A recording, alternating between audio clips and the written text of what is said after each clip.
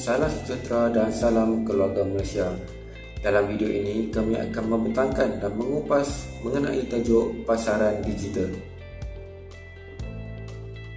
Terlebih dahulu, kumpulan kami terdiri daripada 5 orang ahli, iaitu Khairil Azriza bin Khairul Izzahim, nombor metrik 290135, Ahmad Farid bin Abdullah, nombor metrik 290099, Muhammad Faiz bin Ismail, nombor metrik 290159, Nazirah binti Muhammad Shahabuddin, nombor metrik 290491, dan Wan Fazira Nabila binti Hamzan, nombor metrik 290259. Terdapat 6 perkara utama yang akan dibentang dalam video kali ini. Pertama, pendahuluan. Kedua, kefungsian transformasi digital. Ketiga, kebaikan dan keburukan. Keempat, memasarkan produk dalam talian. Kelima, cabaran pemasaran dalam talian. Dan yang keenam adalah kesimpulan. Pendahuluan pasaran digital. Pemasaran digital adalah penting untuk perniagaan dan kesedaran jenama sesuatu perniagaan pada peringkat ini. Hal ini kerana kita dapat lihat pada zaman ini bahawa setiap jenama mempunyai laman sesawang bagi memastikan strategi pengiklanan digital mendapat pelawat. Pengguna kini menjangka serta bergantung pada kandungan pendigitalan dan pemasaran sebagai cara untuk belajar tentang jenama. Oleh kerana pemasaran digital merangkumi begitu banyak pilihan dan strategi, para peniaga boleh berdaya cipta dan bereksperimen dengan pelbagai strategi pemasaran dengan bajet tersendiri. Definisi transformasi pendigitalan. Menurut Adam Barons 2022, pemasaran digital merujuk kepada pemasaran produk dan perkhidmatan melalui saluran digital untuk mencapai pengguna. Pengiklanan jenis ini menggunakan tapak laman sesawang, peranti mudah alih, media sosial, enjin carian dan tempat lain. Dengan kebangkitan internet pada tahun 90-an, pemasaran digital semakin popular. Penyiaran media sosial, pemasaran email, penulisan blog adalah semua bentuk pemasaran digital. Secara kolektif, kandungan promosi pada platform yang pelbagai ini membentuk strategi pemasaran dalam talian yang bersatu. Pemasaran digital menggunakan pelbagai strategi untuk menjangkau pelanggan. Sama ada objektifnya adalah untuk merujuk mereka membuat pembelian, meningkatkan kesedaran jenama mereka atau menggalakkan mereka terlibat dengan jenama syarikat. Pemasaran digital moden terdiri daripada pelbagai saluran seperti website design, YouTube, email marketing, SEO, podcasting, display ads, blogging, viral, pay-per-click ads. Jenis-jenis pasaran digital. Pasaran digital media sosial. Kaedah pasaran ini adalah untuk meningkatkan serta mempromosikan produk atau jenama mereka di saluran media digital. Sekiranya pemasar adalah pengguna yang baru menggunakan kaedah ini, alternatif yang boleh digunakan ialah alatan seperti HubSpot untuk menyambungkan kepada perisian media sosial seperti Twitter dan juga Facebook. Menggunakan kaedah ini, mereka dengan jelas dapat menjadualkan kandungan yang berbilang saluran serta memantau daripada platform juga. Yang kedua ialah pasaran digital laman sesawang atau website. E-buku yang mempunyai kandungan yang panjang dapat mendidik pelawat laman sesawang dengan lebih lanjut. Ia juga membolehkan mereka bertukar kandungan untuk maklumat hubungan pembaca. Dengan itu menjana petunjuk untuk perniagaan pemasar. Infografik ada kalanya pembaca lebih sukar melihat daripada mendengar. Infografik ialah sejenis kandungan visual yang membantu pelawat laman sesawang dalam menggambarkan konsep yang pemasar ingin mereka ketahui. Televisyen dan radio ialah saluran popular untuk pemasaran digital kerana kandungan audiovisualnya. Mencipta kandungan yang boleh ditonton dalam talian sebagai video atau didengar di radio oleh pembaca boleh mengembangkan lagi pengetahuan mereka dengan lebih cepat. Yang ketiga ialah pengoptimuman enjin carian atau SEO. Pengoptimuman enjin carian atau SEO ialah proses mengoptimumkan laman sesawang perniagaan syarikat untuk mencapai kedudukan tertinggi di dalam carian enjin hasil daripada carian di laman sesawang. Dengan itu, ianya akan dapat meningkatkan trafik carian kedudukan serta semula jadi atau lebih tepat tidak berbayar tapak sesawang pemasar. Tapak sesawang, blog dan maklumat grafik adalah antara saluran yang mendapat manfaat daripada SEO. Terdapat pelbagai pendekatan untuk SEO untuk menjana trafik yang layak ke laman sesawang perniagaan. Ini terdiri daripada SEO pada halaman. Jenis SEO ini memfokuskan pada kandungan pada halaman apabila dilihat tapak sesawang, menyelidik kepada kunci carian serta niat ataupun maksud mereka. Dengan kaedah ini, pemasar boleh memberi pembaca jawapan kepada soalan mereka dan mencapai kedudukan yang tinggi pada halaman hasil enjin carian melalui soalan tersebut. SEO teknikal, kaedah ini memfokuskan kepada bahagian belakang halaman sesawang pemasar serta cara halaman carian mereka dikodkan. Pemempatan imej, data berstruktur dan pengoptimuman fail CSS ialah sebuah yang berbentuk SEO teknikal boleh tingkatkan kelajuan muatan tapak sesawang dan faktor kedudukan penting enjin carian seperti laman Google. Dan yang terakhir ialah pengiklanan bayaran setiap klik atau PPC. PPC ialah kaedah untuk mendorong trafik ke laman sesawang pemasar dengan cara membayar kepada penerbit ketika iklan pemasaran anda diklik oleh pelayan laman sesawang.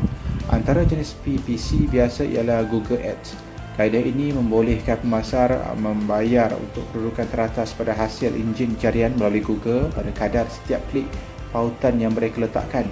Di antara platform lain yang mereka boleh gunakan kaedah PPC adalah termasuk pengiklanan yang berbayar seperti di Facebook. Melalui ini mereka boleh mengeluarkan modal untuk video, imej maupun persembahan slide, di mana akan diterbitkan oleh pihak Facebook pada suapan sepadan dengan pelayan di khalayak perniagaan pemasar. Yang kedua, pengiklanan Twitter. Dengan pengiklanan ini, pemasar boleh mengeluarkan pembayaran untuk meletakkan satu siri siaran ataupun lencana berprofil pada suapan maklumat khalayak tertentu. Ini semua berdedikasi supaya memperoleh matlamat khusus untuk perniagaan pemasar.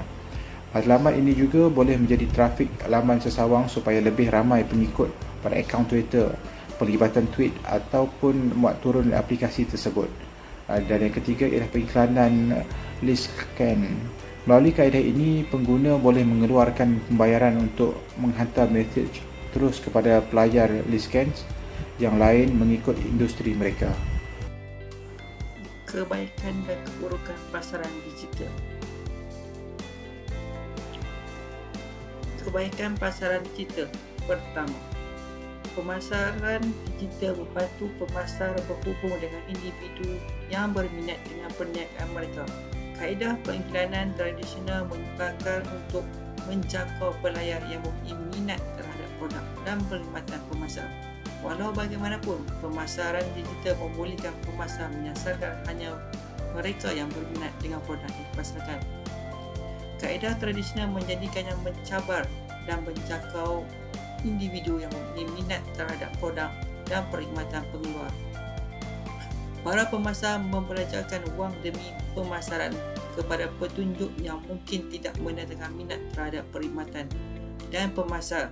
Contohnya, jika pemasar meletakkan papan tanda di lebuh raya, pemasar menyasarkan semua orang yang menggunakan lebuh raya, tidak kira sama ada mereka berminat atau tidak dengan apa yang ditawarkan.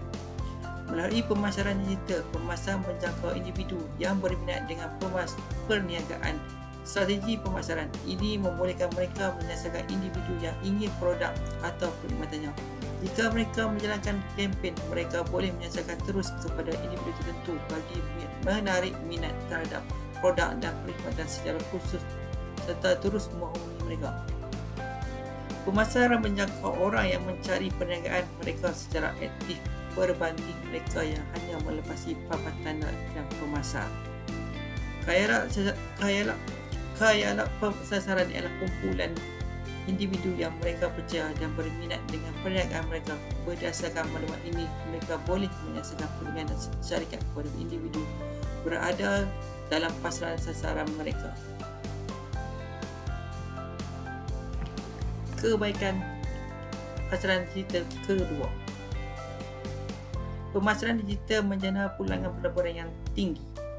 Tujuan pemasaran digital juga adalah bagi membantu pemasar memperoleh keuntungan wang melalui usaha pemasaran pemasar. Berbanding dengan pemasaran konvensional, pemasaran dalam talian adalah sangat cost efektif dan menghasilkan pulangan pelaburan ROI yang besar. Pemasaran digital dalam memerlukan lebih banyak masa daripada wang. Syarikat boleh membina, melancarkan, mengukur dan mengurus pemasaran media sosial, kempen pemasaran kandungan yang berkesan sendiri. Akan tetapi ia akan memerlukan masa yang panjang. Walau bagaimanapun, mereka melabur dalam kempen berbayar. Mereka mengawal secara penuh kepada perbelanjaan berkaitan. Untuk kempen perkhidmatan sosial dan kempen perkhidmatan bayar, sila klik. Mereka meletakkan belanjawan yang sesuai dengan perniagaan mereka. Adalah penting untuk memahami bahawa sesuatu yang mereka belanjakan itulah yang mereka dapat. Jika mereka mesti menetapkan belanjawan yang sesuai untuk syarikat dan industri mereka. Strategi pemasaran digital ini menawarkan pelaburan ROI yang sangat baik untuk syarikat. Melabur dalam pemasaran talian dan bukannya pemasaran tradisional membolehkan memperoleh pulangan yang besar. Keburukan pemasaran digital. Persaingan sangat sengit, memandangkan persaingan telah meningkat berkali-kali ganda sejak beberapa tahun belakang ini. Kempen pemasaran digital harus dirancang dengan baik, menonjol, menarik perhatian dan menarik kesan kepada khalayak yang dimaksudkan. Sebarang pendekatan yang membosankan atau kaedah berulang akan segera menudungkan jenama keluar dari pasaran. Kempen pemasaran digital telah menjadi sangat kompetitif. Oleh itu, jenama mestilah responsif dan relevan dengan keperluan pelanggan. Sebagai contoh, terdapat 10 kesalahan kerap dilakukan. 10 jenis kesalahan dalam pemasaran atas talian pasaran digital. Yang pertama, menunggu terlalu lama untuk memulakan pemasaran. Yang kedua, menyelesaikan masalah yang tidak penting. Yang ketiga, tidak mendengari kehendak pelanggan. Yang keempat, tidak mempunyai kelainan dengan perniagaan yang lain. Yang kelima, memilih kaedah pemasaran yang tidak sesuai. Yang keenam, memulakan pemasaran dengan jangkaan yang tidak tepat. Yang ketujuh, menghabiskan masa dengan berfikir tanpa bertindak. Yang ke-8, melakukan pemasaran secara berseorangan. Yang ke-9, menggunakan perkhidmatan pemasaran daripada pihak yang tidak berkepakaran. Yang ke-10, tidak membuat penilaian kepada permasalahan yang berlaku. Keburukan pemasaran digital. Menurut Bossier, Riverker dan Tomankar, ketersediaan teknologi. Teknologi adalah asas tunggal pemasaran digital dan internet, terdedah kepada kesilapan. Ada kalanya pautan tidak berfungsi, halaman pendaratan tidak dimuatkan dan butang halaman tidak melaksanakan fungsi yang dimaksudkan. Ini menyebabkan bakal pelanggan beralih kepada jenama pesaing. Untuk mengelakkan ini adalah perlu untuk menguji laman sesawang serta membaca kandungan dan memastikan bahawa kempen akan berfungsi dalam niche yang dimaksudkan untuknya. Faktor-faktor memasarkan produk dalam talian. Faktor-faktor yang terlibat dalam proses memasarkan produk secara dalam talian seperti berikut. Persaingan. Sebelum berkembang ke dalam e-dagang, adalah penting untuk menentukan sifat persaingan yang wujud dengan produk yang ingin kita pasarkan. Jika kita menjual produk yang mudah didapati daripada peruncit dalam talian yang lain, memperoleh kedudukan mungkin sukar melainkan kita menawarkan harga yang lebih kompetitif. Apabila perbezaan harga antara dua peruncit boleh diabaikan, pengguna lebih berkemungkinan membeli daripada peniaga yang berpotensi baik. Sebelum ini berurusan dengan peniaga. Selain itu, pesaing mungkin menawarkan tawaran dan promosi yang kita tidak dapat menandinginya. Memeriksa persaingan juga membolehkan kita untuk menentukan strategi yang terbaik untuk bersaing. Dengan cara kita boleh meningkatkan kaedah dan strategi jualan dalam talian kita. Logistik pengangkutan produk. Logistik penghantaran produk kepada pelanggan juga harus diambil kira. Kita mesti mempunyai infrastruktur untuk membolehkan pelanggan memuat turun produk digital tanpa kesukaran jika kita menjualnya. Jika kita tidak dapat memperuntukkan jalur lebar yang mencukupi, kita akan menghadapi banyak isu jika permintaan melebihi jangkaan, seperti kelajuan muat turun yang perlahan atau ralat pelayan apabila pengguna cuba mengakses perkhidmatan kita. Untuk produk fizikal, kita mesti mempertimbangkan logistik perkapalan dan insurans yang boleh mengurangkan keuntungan jika kita tidak diambil kira. Faktor seterusnya adalah keselamatan. Keselamatan internet adalah kebimbangan utama bagi kedua-dua pembeli dan penjual. Perniagaan dalam talian adalah sasaran yang lumayan untuk penggodam yang mencari data pelanggan dan kelayakan akaun. Adalah menjadi tanggungjawab kita untuk melindungi maklumat pelanggan kita kerana pelanggaran keselamatan bukan sahaja akan menyusahkan pelanggan kita tetapi juga akan menjejaskan reputasi kita dengan teruk. Pastikan kita mempunyai strategi yang berkesan untuk mengelakkan pengendalian data pelanggan yang tidak betul. Yang seterusnya adalah pemasaran dalam talian.